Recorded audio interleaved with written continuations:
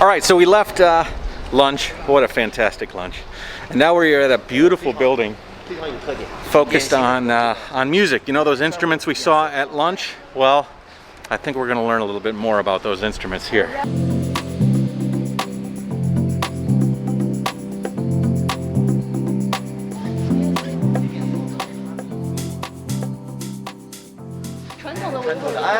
Traditional Uyghur clothes with traditional Uyghur embroidery is a national intangible cultural heritage being protected. 100 years old, huh? Yeah.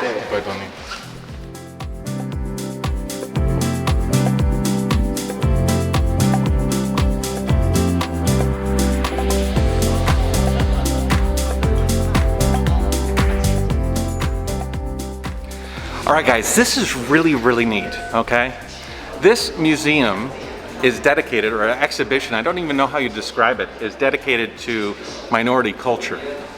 So, you know, China really does a lot to not only weave its culture into present day, but reflect on the past as well. So, whatever you might hear, this is why I have such a weird attitude about all these kind of misgivings coming to China these days, because I see a lot of the love that China has for a lot of its minorities. For example, these are headphones that have been designed with a whole bunch of Uyghur designs and embroidery. Uyghur design is very narrow, so it's very, very intricate.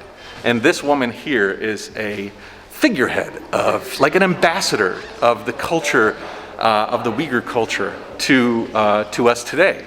And so she has taken and like woven, she has personally taken and literally woven her culture into present day objects. So you have like CD players and earphones and pillows and their traditional sort of caps that they wear.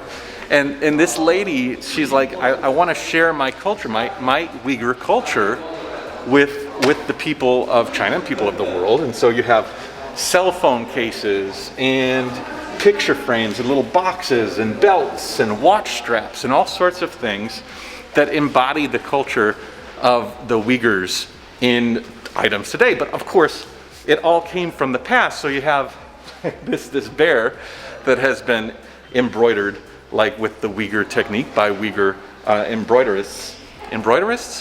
But you also have the traditional items here.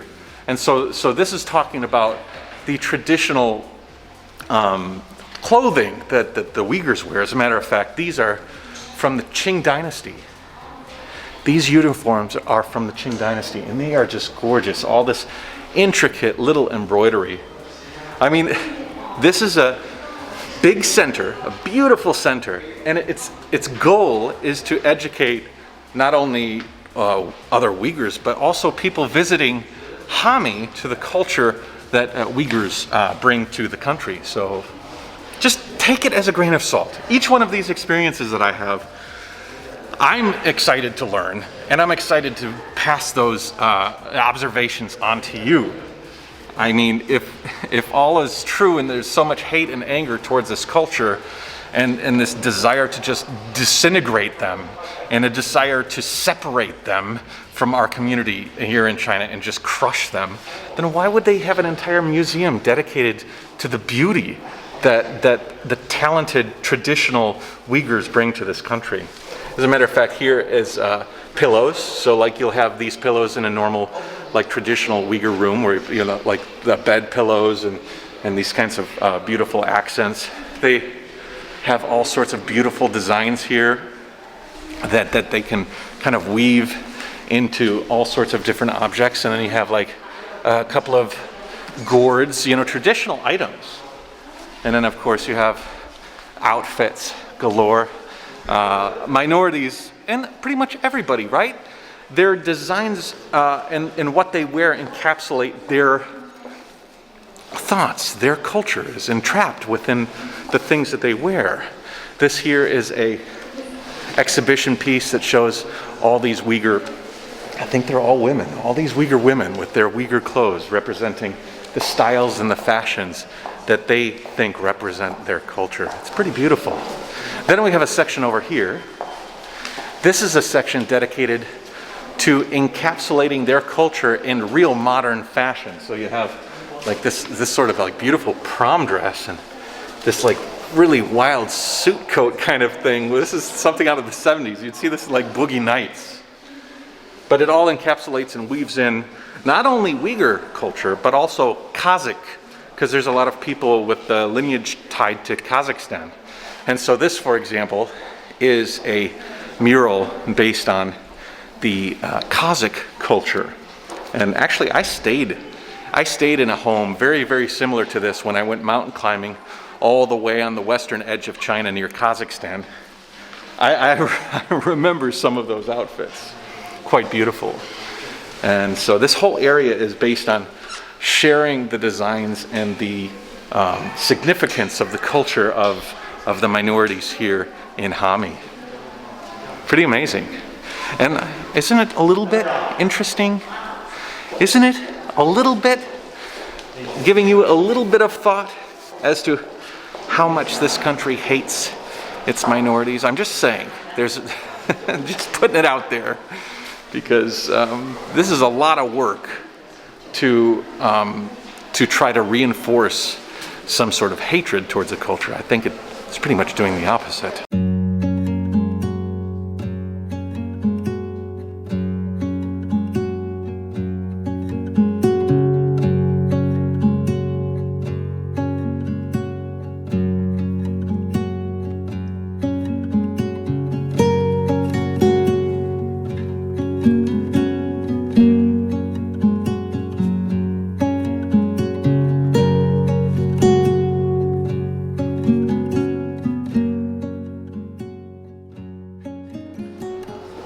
Embroidery is a real interesting way for culture to express itself. I've seen so many different types of embroidery in China. I took part in some of it too, especially in Chaozhou. I did a bit of an episode with a embroidery master, and she taught me some of the techniques.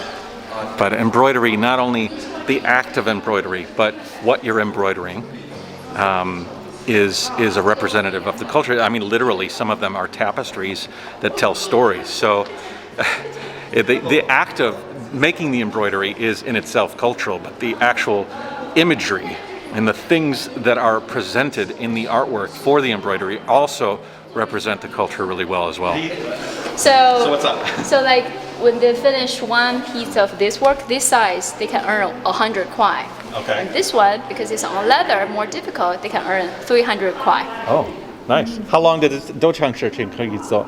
对，绣完这个得需要多长时间绣完这个是12天？12天。12天。12天。这个是慢慢绣，这个是皮子，这有点难。哦这个 because it's 比较 leather. 快， Yeah. 这个快。这个多长时间？这个是织，这个是1个礼拜。1个礼拜 1 ，1 个礼拜可以 week. 绣出来。 But still, it's 1 week. Yeah, that's all. Jayoe. 你看这个是我们传统图案里面还有鸟儿呀。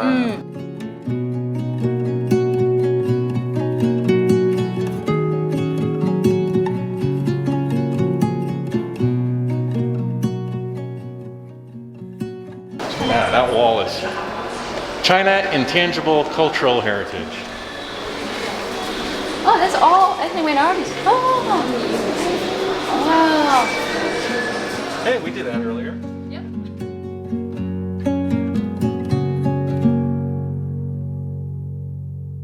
Check this out, guys. This is a hologram of a dancer in traditional Uyghur clothes doing a traditional Uyghur dance.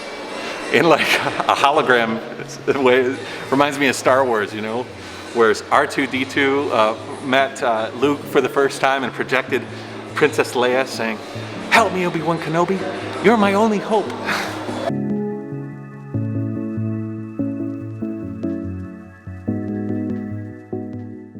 I think showing this place, especially now, is really, really important. Especially when you look at like these black and white photos. Because that was their culture way back in the 60s, 1962. And you can see by all of these pictures of it today that there's no diluting of the culture. It's actually as strong as ever. The instruments, the dancing, the food, all of these things, along with their style of dress, what some people might call a costume is actually interwoven into their culture. I think it would be an insult to call what they're wearing a costume, because they think of it as the representation of the garb of their ancestors.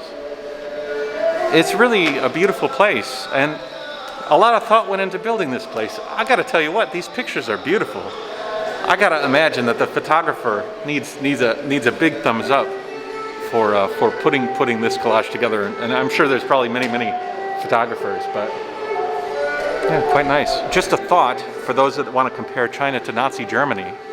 I'm curious, do you think that there was maybe museums in Germany before the war that were embracing Jewish culture as much as China and places like this embrace the minority culture here in China? I'm not trying to make a statement or anything. Well, actually I am. I'm trying to make a statement.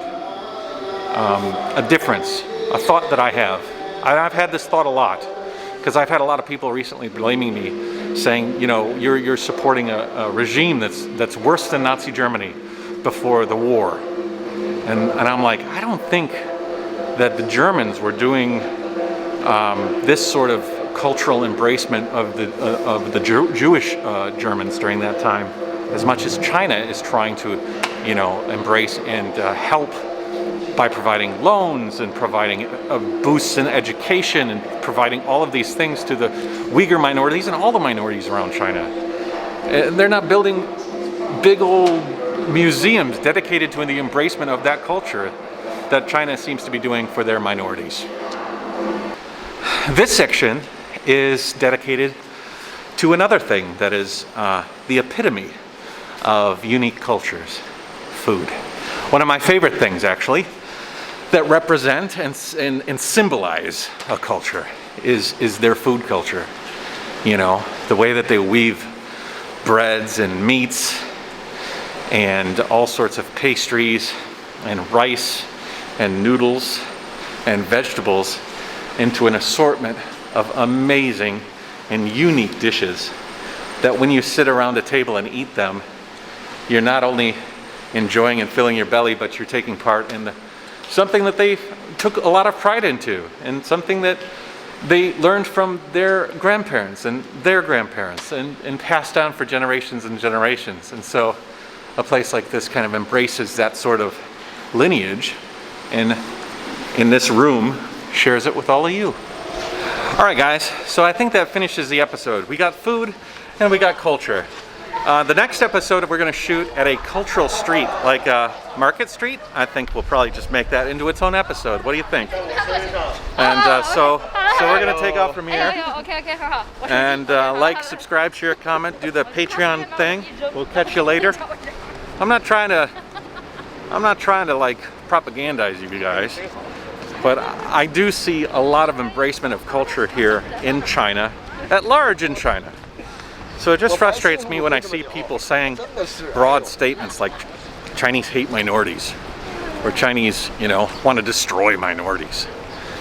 This building would not be here, or it would be such a horrible idea. I mean, if you were China and really wanted to destroy minorities, as the Han, you know, just trying to systematically destroy them, this place is a horrible marketing strategy. I mean, come on, guys. We hear some drums?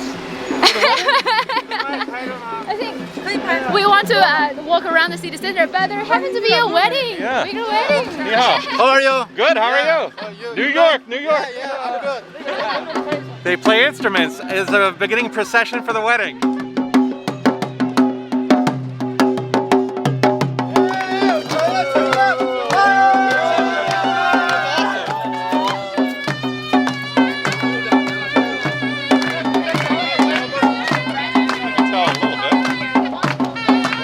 Must be a wedding hotspot.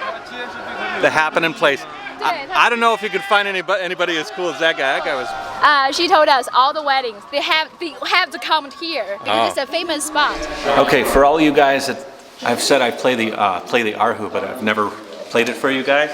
Let me try and play you a tune.